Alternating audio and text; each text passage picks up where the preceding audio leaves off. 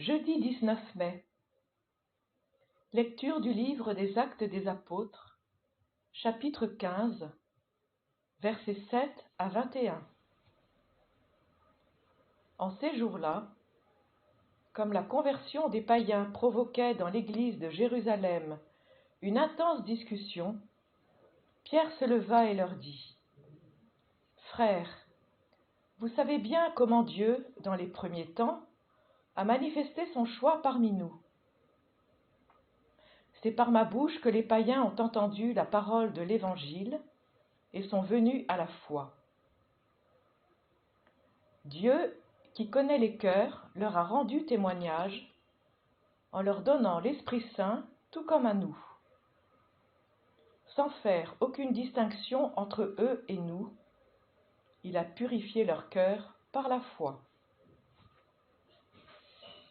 Maintenant, pourquoi donc mettez-vous Dieu à l'épreuve en plaçant sur la nuque des disciples un joug que nos pères et nous-mêmes n'avons pas eu la force de porter ? Oui, nous le croyons. C'est par la grâce du Seigneur Jésus que nous sommes sauvés, de la même manière qu'eux. Toute la multitude garda le silence. Puis on écouta Barnabé et Paul exposer tous les signes et les prodiges que Dieu avait accomplis grâce à eux parmi les nations. Quand ils eurent terminé, Jacques prit la parole et dit : « Frères, écoutez-moi. Simon-Pierre vous a exposé comment, dès le début, Dieu est intervenu pour prendre parmi les nations un peuple qui soit à son nom. Les paroles des prophètes s'accordent avec cela, puisqu'il est écrit : « Après cela, je reviendrai pour reconstruire la demeure de David qui s'est écroulée. J'en reconstruirai les parties effondrées, je la redresserai. Alors le reste des hommes cherchera le Seigneur. Oui, toutes les nations sur lesquelles mon nom a été invoqué, déclare le Seigneur, qui fait ces choses connues depuis toujours. » Dès lors, moi, j'estime qu'il ne faut pas tracasser ceux qui, venant des nations, se tournent vers Dieu. Mais écrivons-leur de s'abstenir des souillures des idoles, des unions illégitimes, de la viande non saignée et du sang. Car, depuis les temps les plus anciens, Moïse a dans chaque ville des gens qui proclament sa loi, puisque dans les synagogues, on en fait la lecture chaque sabbat.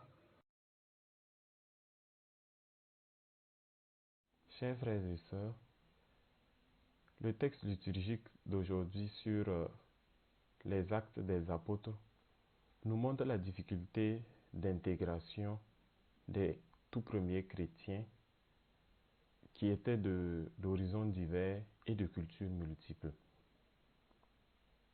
Nous avons d'un côté ceux qui sont nés juifs, qui sont, disons, dignes et qui sont justifiés à recevoir la conversion prêchée par le Christ tant attendu, le Sauveur dont leur a parlé les prophètes et ce qui leur a été transmis par leurs parents. Une attente non passive, puisqu'elle devait s'accompagner du respect de la loi de Moïse et des préceptes dictés par les prophètes. Puis de l'autre côté, nous avons des païens qui sont nés dans la culture étrangère, qui sont non purs et qui ne connaissent rien dans la loi juive ni aux prescriptions des prophètes, et pourtant veulent profiter de ce Christ en se donnant un certain raccourci. Le soulèvement donc de ces Juifs convertis semble un peu justifié, mais une pensée non moins humaine qui se veut un peu justifiable, puisque c'est eux qui ont attendu le salut en premier. Mais toutefois, cette pensée que nous pouvons dire un peu justifiée va à l'opposé incorrigible de la dernière recommandation même du Christ, dont ils se battent pour la possession, qui dit « Allez chez tous les peuples pour que les gens deviennent mes disciples ». C'est à ce moment que Pierre se lève et en bon chef rappelle aux uns et aux autres comment Dieu, qui connaît les cœurs, donne son esprit à ceux qui viennent à lui. Pierre, inspiré par le même esprit, fera ajout pour leur faire savoir que même si tous s'accordent que le peuple juif est le peuple élu de Dieu, la mission ne s'arrête pas là et l'évangélisation doit continuer pour le salut de toutes les nations. On pourrait se dire donc sans longue réflexion, que cette histoire problématique a concerné les débuts de l'Église.